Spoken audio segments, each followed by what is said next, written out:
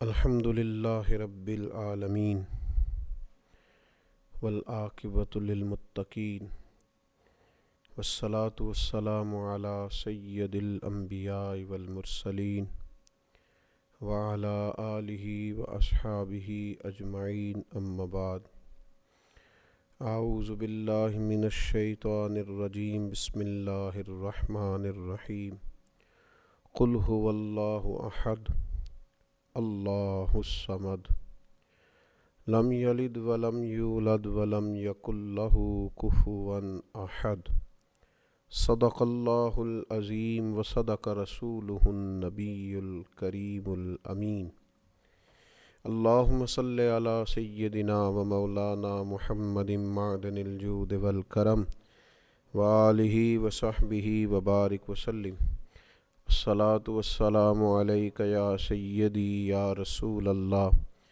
وعلی آلک واصحابک یا سیدی یا حبیب اللہ۔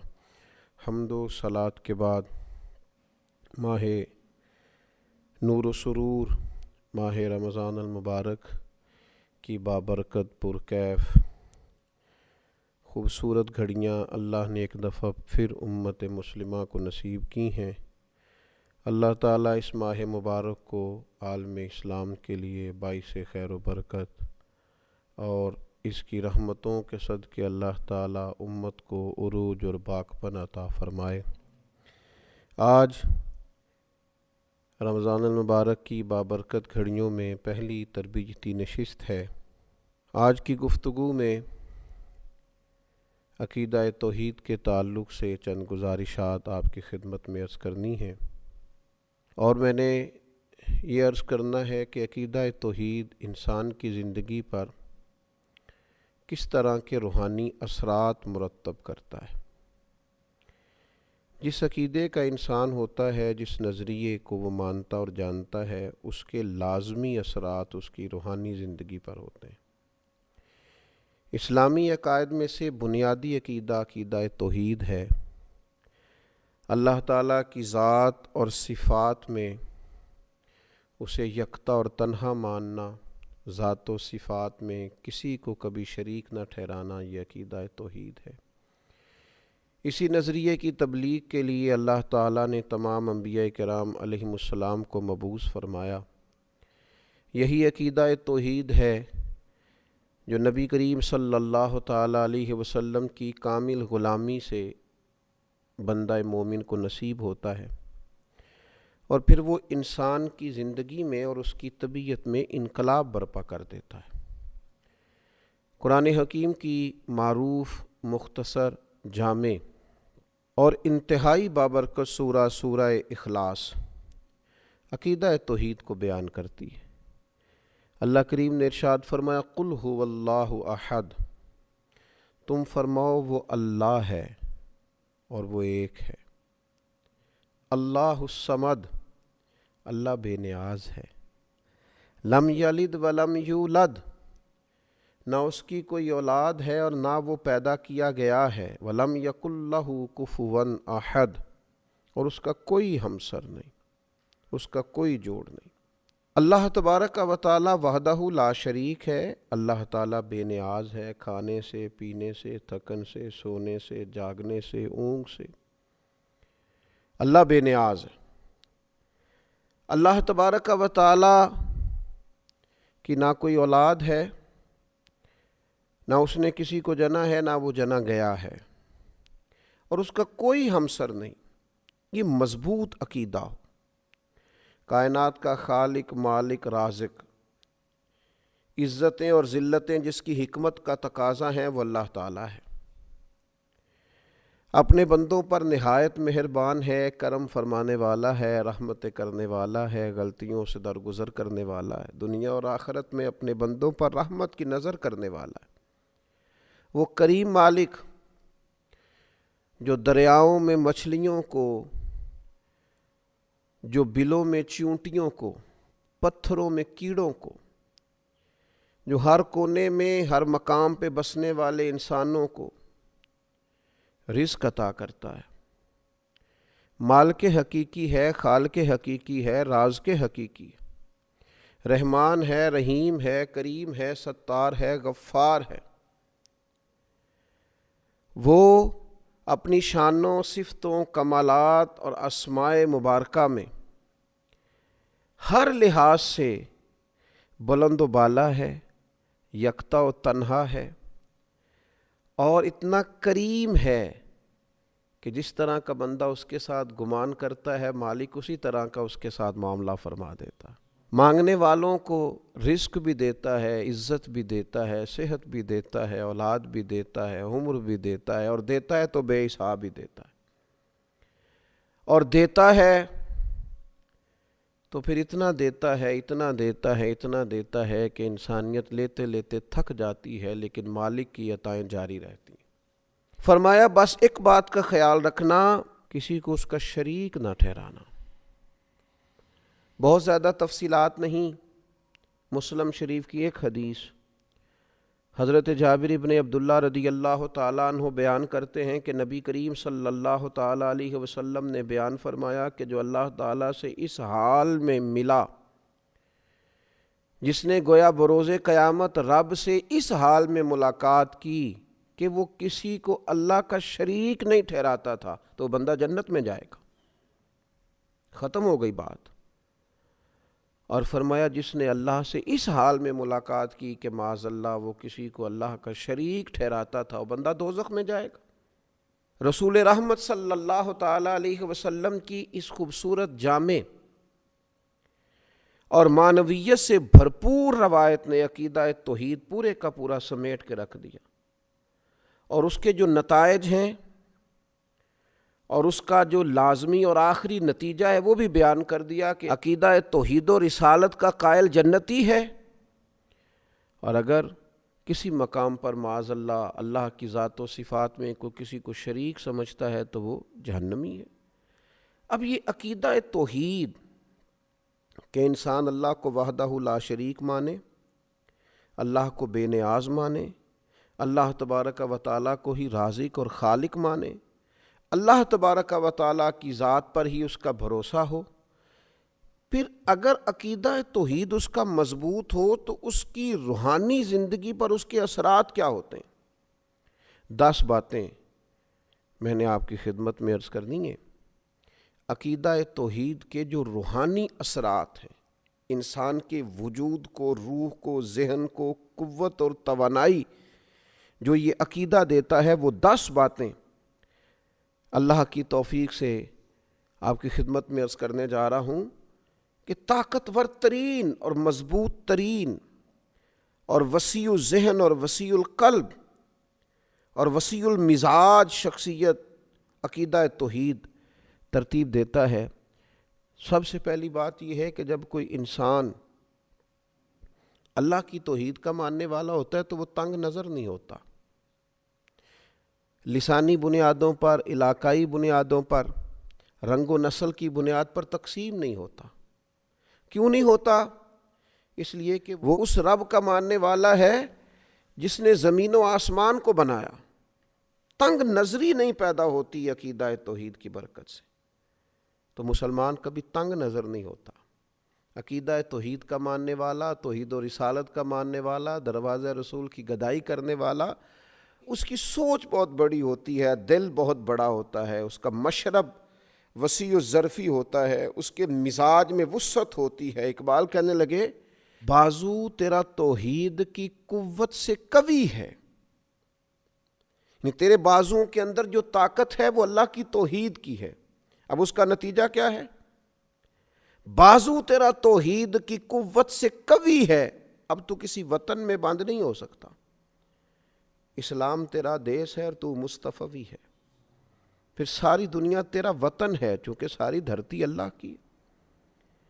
رسول پاک صلی اللہ تعالیٰ علیہ وسلم کا تو غلام ہے، تو مصطفی ہے، لہذا مسلمان عقیدہ توحید والا کبھی تنگ نظر نہیں ہوتا۔ وہ بڑی بات کرتا ہے، بڑی سوچ رکھتا ہے، بڑے ارادے کرتا ہے، بڑے منصوبے بناتا ہے، اس کی اٹھان بڑی ہوتی ہے، اس کا باکپن بڑا ہوتا ہے، اس کا بات کرنا بڑا وسعت رکھتا ہے، اس کے ظرف میں بڑی گنجائش ہوتی ہے۔ دوسری بات یہ ہے کہ عقیدہ توحید انسان کے اندر بلا کی غیرت پیدا کرتا ہے، اس لیے کہ عقیدہ توحید کا ماننے والا انسان یہ اچھی طرح جانتا ہے کہ تمام طاقتوں کا مالک اللہ تعالیٰ ہے، اس میں عزت نفس پیدا ہوتی ہے، وہ کسی کو خاطر میں نہیں لاتا، وہ کہتا ہے میں کسی سے کیوں ڈروں، میں کسی دنیا دار کے سامنے سہما کیوں رہوں، وہ کسی مقام پر بھی اپنی عزت نفس کو داؤ پہ نہیں لگاتا، کیونکہ طاقتوں کا مالک تو اللہ ہے، اللہ اکبر ہے، باقی سب انسان چھوٹے ہیں، پست ہیں، کو بڑا ہے تو صرف اللہ جل شانہ، یا وہ بڑا ہے جسے رب بڑائی عطا کرے، جسے اللہ عزت عطا کرے، جسے اللہ وقار عطا کرے، جسے اللہ تبارک و تعالی شان عطا کرے۔ پھر تیسری بات یہ ہے کہ عقیدہ توحید انسان کے اندر عاجزی پیدا کرتا ہے، متکبر نہیں ہونے دیتا، کیونکہ اس کا خیال ہوتا ہے انسان کا کہ میرے پاس جو کچھ بھی ہے میرے رب کا ہے، ذاتی تو ہے ہی نہیں، کسی غرور کا شکار نہیں ہوتا، اس کے پاس تو نعمتیں بڑھتی جاتی ہیں تو پیشانی اس کی رب کے حضور جھکتی جاتی ہے، اللہ تعالیٰ اس کو عطا کرتا جاتا ہے تو جیسے جیسے درخت کو پھل لگتا جاتا ہے ٹہنیاں جھکتی جاتی ہیں، اس کی عاجزی میں اضافہ ہوتا جاتا ہے، اور رسول کریم صلی اللہ تعالیٰ علیہ وسلم نے فرمایا جو اللہ کی رضا کے لیے عاجزی کرے اللہ اسے عزت عطا فرماتا ہے۔ عقیدہ توحید انسان کے اندر عجز پیدا کرتا ہے، اس کے مزاج میں جھکاؤ پیدا کرتا ہے، انانیت، تکبر، ان بیماریوں سے اسے نکال دیتا ہے۔ چوتھی بات یہ ہے کہ عقیدہ توحید رکھنے والا انسان وہ جانتا ہے، وہ اس بات کو سمجھتا ہے، اس کا ذہن بن جاتا ہے کہ مجھے کبھی بھی عقیدہ توحید کا رکھنے والا انسان کبھی بھی ناانصاف نہیں ہوتا، ظالم نہیں ہوتا، وہ عادل ہوتا ہے، ناانصافی نہیں کرتا، کیوں کہ اسے پتہ ہوتا ہے اگر میں تھوڑی سی یہاں ناانصافی کروں گا تو میرا مالک مجھے دیکھ رہا ہے، صبح قیامت انصاف کر دے گا، ہر ظلم کا حساب دینا پڑے گا مجھے، قیامت کے دن اللہ کے حضور حاضر ہونا ہے، لہذا عقیدہ توحید انسان کو منصف مزاج بنا دیتا ہے۔ اللہ رسول کے ماننے والے کبھی بھی ظالم نہیں ہوتے، ناانصافیاں نہیں کرتے۔ پھر پانچویں بات یہ ہے کہ عقیدہ توحید کا ماننے والا شخص جو ہوتا ہے نا، کبھی مایوس نہیں ہوتا، اس کا دل نہیں کبھی ٹوٹتا، اس کے مزاج کے اندر کبھی کمزوری واقع نہیں ہوتی، اس لیے کہ وہ اس رب کا ماننے والا ہے جس نے کہا ہے لا تقنطوا من رحمت اللہ ان اللہ یغفر الذنوب جمیعا، تم نے کبھی اللہ کی رحمت سے نا امید نہیں ہونا، اللہ سارے گناہ معاف فرما دے گا۔ تو عقیدہ توحید انسان کے مزاج کو شگفتہ رکھتا ہے، کھلا ہوا رکھتا ہے، تازہ دم رکھتا ہے، امیدیں ہر وقت برقرار رہتی ہیں، مزاج ہر وقت تازہ رہتا ہے، طبیعت میں ہر وقت اٹھان رہتی ہے، کچھ کرنے کا جذبہ ہر وقت بیدار رہتا ہے، سستیوں سے، نکاہتوں سے، کمزوریوں سے، کمزور باتوں سے۔ عقیدہ توحید کا ماننے والا بچا رہتا ہے، روحانی تازگی نصیب ہوتی۔ چھٹی بات، عقیدہ توحید رکھنے والے آدمی کے اندر عزم بہت ہوتا ہے، حوصلہ بہت ہوتا ہے۔ کیوں؟ اس لیے کہ عقیدہ توحید رکھنے والا آدمی جو کام بھی کرتا ہے رب کی رضا کے لیے کرتا ہے۔ جو کام انسان دنیاوی لالچ کے لیے کرے، حرص و ہوس کے لیے کرے، وہ کام بندے کو تھکا دیتے ہیں، محدود کر دیتے ہیں، کمزوری اس میں ظاہر ہوتی۔ لیکن جب بندہ رضا الہی کے لیے نکلتا ہے، پھر عزم ہے، حوصلہ ہے، پھر تو انسان جان بھی خوشی خوشی دے دیتا ہے، پھر تو سر کٹانے میں بھی لطف آتا ہے۔ وہ کسی نے کہا تھا کہ غلامان محمد جان دینے سے نہیں ڈرتے، یہ سر کٹ جائے یا رہ جائے کچھ پرواہ نہیں کرتے۔ عقیدہ توحید نے مضبوط کر دیا ہے، عزم پیدا کیا ہے، حوصلہ پیدا کیا ہے۔ اور ساتویں بات یہ کہ عقیدہ توحید انسان کو کمزوری سے نکالتا ہے، بہادر کر دیتا ہے بندے کو، اس لیے کہ وہ زبردست طاقت والے رب کا ماننے والا ہے، وہ اللہ جل جلالہ کا ماننے والا ہے، وہ اللہ جل شانہ کا ماننے والا ہے، اللہ اکبر کا ماننے والا ہے، لہذا اس کے اندر بہادری ہوتی ہے، وہ بزدل نہیں ہوتا، وہ کمزور بات نہیں کرتا، اس کے لہجے کا دبدبا بتاتا ہے کہ اس کے پیچھے جو طاقتیں ہیں وہ عظیم ہیں. کسی عظیم کو ماننے والا اللہ رسول کی مدد اور نصرت کا دامن اس نے تھاما ہوا ہے، اور یہ جدھر جاتا ہے اللہ تعالیٰ اس کی مدد فرماتا ہے. اور پھر 8ویں بات یہ ہے، عقیدہ توحید انسان کے اندر بے نیازی پیدا کرتا ہے، قناعت پیدا کرتا ہے. انسان سمجھتا ہے کہ عزت ہو، حکومت ہو، رزق ہو، یہ تو اللہ کے ہاتھ میں ہے، لہٰذا وہ بندوں کی، دنیا داروں کی، مالداروں کی، صاحب اقتدار لوگوں کی اتنی پرواہ نہیں کرتا. اسی کسی دے کچھ نہیں جلگ دے، نہ کوئی ساڈا دردی. وہ کہتا ہے سب تو اللہ نے دینا ہے، میں رب رسول کی بارگاہ کی طرف رجوع رکھوں گا، میں ادھر ادھر دنیا داروں کے دروازے پہ. ایک شان بے نیازی. اس لیے آپ کبھی دیکھیں اللہ کے بندوں کو، حضرت ابو عبیدہ بن جراح، جناب ابو ذر غفاری، سیدنا فاروق اعظم، حضرت مولا علی شیر خدا علیہم رضوان، کبھی ان کو دیکھیں، لباس سادہ، انداز سادہ، لیکن کیا شان ہے، کیا انداز ہے. اللہ تیرے بندوں کی کیا عظمت ہے. جہاں بیٹھتے ہیں رونقیں نرالی ہیں، جو ارادے کرتے ہیں ان ارادوں میں طاقتیں خدائی ہیں، بے نیازی ہے، بے پرواہ ہیں دنیا سے. اپنے رستوں کا تعین خود کرتے ہیں، ہواؤں کے رخ پھیر دیتے ہیں. عقیدہ توحید نے بے نیاز کر دیا. اقبال کہنے لگے دو عالم سے کرتی ہے بیگانہ دل کو، عجب چیز ہے لذت آشنائی.